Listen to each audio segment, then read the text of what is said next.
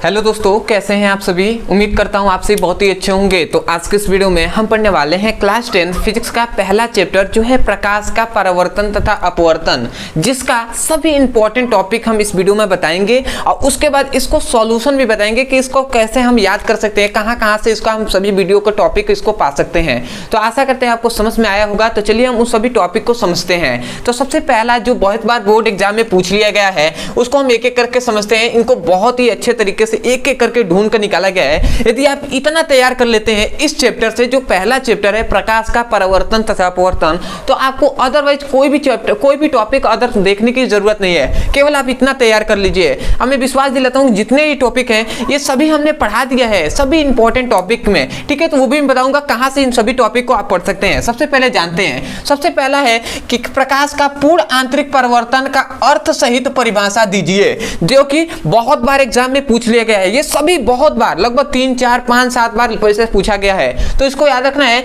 कि प्रकाश का पूर्ण आंतरिक परावर्तन का अर्थ भी लिखना है, परिभाषा लिखना है, और उसके बाद भैया इसका जो एग्जाम्पल होता है वो भी हमने बताया है, उसको भी आपको याद रखना है। क्योंकि आप जितना बढ़ा चढ़ाकर अच्छे से लिखेंगे भैया, ठीक है, तभी एग्जामिनर आपको अच्छे से अच्छे मार्क्स देंगे। ठीक है ना। तो अच्छे से मैं आशा करता हूँ मतलब अच्छे से समझ में आया होगा कि भैया जितना आपको लिखेंगे उतना ही अच्छा मार्क्स मिलेगा। ठीक है, तो ये आपको ये सबसे पहले प्रकाश का पूर्ण आंतरिक परिवर्तन आपको याद कर लेना है। दूसरी बात कि गोलीय दर्पण के लिए ये फॉर्मूला आता है कि 1/f = 1/v + 1/u का निगमन कीजिए। ठीक है, या तो गोलीय दर्पण कह देगा। यदि गोलीय दर्पण कहता है तो या तो आप उत्तल लेंस द्वारा सिद्ध कर दीजिए, या मतलब गोलीय दर्पण जब कह देगा तो भैया या तो उत्तल लेंस द्वारा कर दीजिए, उत्तल दर्पण द्वारा कर दीजिए इसका प्रूफ, या जो क्या है अवतल दर्पण द्वारा इसका प्रूफ कर दीजिए। यदि गोलीय दर्पण कहता है तो भैया उत्तल या अवतल किसी द्वारा भी आप प्रूफ कर सकते हैं। परंतु कभी कभी अवतल दर्पण के लिए कह देता है कि भी u तथा f में संबंध स्थापित कीजिए, मतलब u भी तथा f में संबंध स्थापित करने के लिए कह दिया जाता है अवतल लेंस के लिए,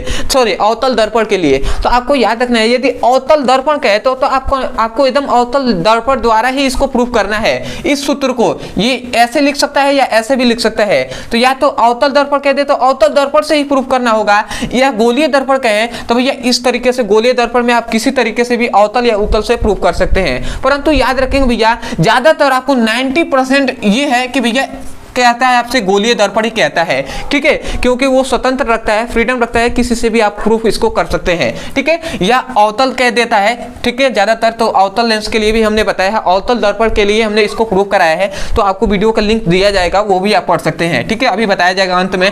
तीसरा इंपॉर्टेंट टॉपिक, भैया उत्तल लेंस से वस्तु का आभासीय प्रतिबिंब बनता है तो इसको किरण आरेख द्वारा समझाइए। देखिए ये दोनों जैसे इंपॉर्टेंट टॉपिक थे, दोनों एक ही है। ठीक है, दोनों बात एक ही है, इसको अलग अलग नामों से दिया गया है। तो इसी प्रकार इसको भी या तो कह देगा कि उत्तल लेंस से वस्तु जब आभासीय प्रतिबिंब बनता है तो उसको किरण आरेख द्वारा समझाइए कि उत्तल लेंस से वस्तु आभासीय प्रतिबिंब कैसे बनता है। ठीक है, उसको पूरे विस्तार में आपको चित्र द्वारा समझाना है। या तो ऐसे कह देगा, या ऐसे कह सकता है कि उत्तल लेंस में जब वस्तु प्रकाशीय केंद्र C तथा F के मुख्य फोकस F के बीच स्थित हो तो प्रतिबिंब इसका कैसे बनता है उत्तल लेंस में, ऐसे आपको बताना है। तो ये दोनों टॉपिक में से कोई भी कैसे भी पूछ लिया जाता है तो मैं ये भी पढ़ा दिया हूं, तो उसको भी बताऊंगा कहां से। ठीक है, तो इसको भी आपको याद रखना है, ये दोनों बहुत ही इंपॉर्टेंट हैं। ठीक है, तो इसको याद रखना है। अब आते हैं चौथा हमारा, याद रखेंगे भैया लेंस का मुख्य फोकस, मतलब प्रथम फोकस और द्वितीय फोकस का परिभाषा लिखिए। ये भी बहुत इंपॉर्टेंट है। ठीक है, इसको याद रखना है। ये क्या है, प्रथम फोकस है, ये द्वितीय फोकस है। इन दोनों का परिभाषा पूछ लिया जाता है कि लेंसों का प्रथम फोकस और द्वितीय फोकस का परिभाषा लिखिए।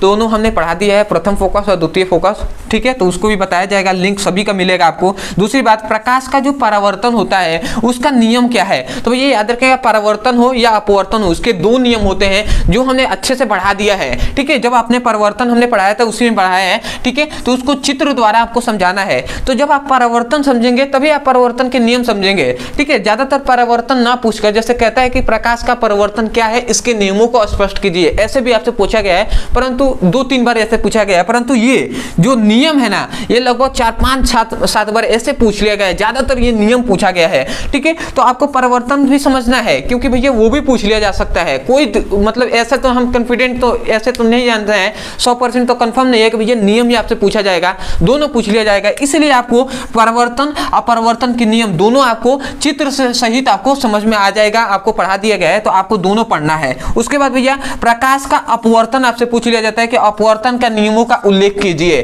तो अपवर्तन भी आपको समझना है कि प्रकाश का अपवर्तन क्या है और इसका नियम का भी उल्लेख आपको समझना है कि नियम क्या है इसका। तो इसके भी दो नियम होते हैं। और इसी में प्रकाश के अपवर्तन में ही हमने पढ़ाया है स्नेल का अपवर्तन संबंधित नियम। कभी आपसे अपवर्तन ना पूछकर, ठीक है, आपको कह देगा स्नेल के अपवर्तन संबंधित नियम लिखिए।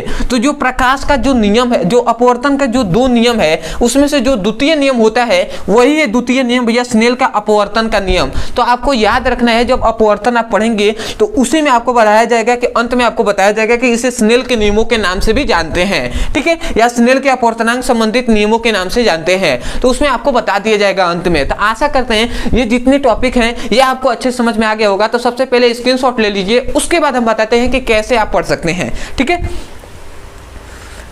तो आशा करते हैं आपने अच्छे से स्क्रीनशॉट ले लिया होगा। अब मैं बताता हूं कि ये 6 जो टॉपिक है पहले चैप्टर का, इसको आप कैसे पढ़ सकते हैं। तो सबसे पहली बात कि इसी वीडियो के डिस्क्रिप्शन बॉक्स में आपको लिंक दिया गया है सभी का, ऐसे लिख दिया हुआ है फर्स्ट क्वेश्चन, ठीक है, सेकेंड क्वेश्चन मतलब 1 डालकर पहला क्वेश्चन का लिंक, फिर से दूसरा 2 डालकर दूसरे तीसरा, ऐसे करके आपको सभी का लिंक आपको दे दिया गया होगा। वहां से लिंक डिस्क्रिप्शन में लिंक है, वहां से पढ़ सकते हैं। दूसरी बात, यदि आपको डिस्क्रिप्शन नहीं पता है तो आपके लिए एक यहाँ पे नंबर दिया जा रहा होगा, इस नंबर पर आप व्हाट्सएप करके आप सभी इंपॉर्टेंट टॉपिक को चैप्टर में जितने ऐसे लिखवाया गया है इसको एक एक करके आप सभी इंपॉर्टेंट टॉपिक का लिस्ट आपको जो लिंक दे दिया जाएगा उस लिंक पर क्लिक करके आप पढ़ सकते हैं, ठीक है। तो इस नंबर पर आप व्हाट्सएप करके आप मांग लीजिएगा class 10th all important topic physics chemistry, तो आपको लिंक दे दिया जाएगा, ठीक है, जितने भी अभी पढ़ाए गए हैं उनका सभी का। तो आशा करते हैं आप समझ गए होंगे। और बहुविकल्पी का भी इससे पहले हमने पढ़ा दिया है, तो उसका भी लिंक ऊपर दे दिया जाएगा, तो उसको भी आप पढ़ सकते हैं, यहीं से आप मांग सकते हैं। तो आशा करते हैं आप समझ गए होंगे। अदरवाइज मैं अंत में यही कहूंगा कि जितने भी आपके फ्रेंड्स हैं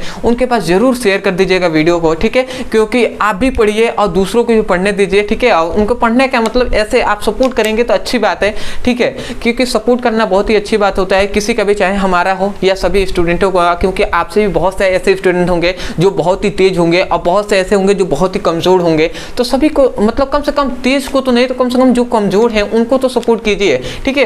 तो उनके लिए भैया चैनल जो क्या होता है जो लिंक को शेयर कर दीजिएगा और उनसे भी कह दीजिएगा चैनल को सब्सक्राइब कर दे, ठीक है। आप भी चैनल को सब्सक्राइब कर दीजिएगा, क्योंकि जो भी इंपॉर्टेंट टॉपिक आपको पढ़ाए जाएंगे वो सभी का लिंक आपको तुरंत मिल जाएगा, ठीक है। जैसे अपलोड किया जाएगा तभी आपको तुरंत मिल जाएगा। तो आशा करते हैं आप समझ गए होंगे। तो चलिए दोस्तों आज के लिए इतना ही, मिलते हैं अगली वीडियो में, तब तक के लिए धन्यवाद। जय हिंद, जय भारत।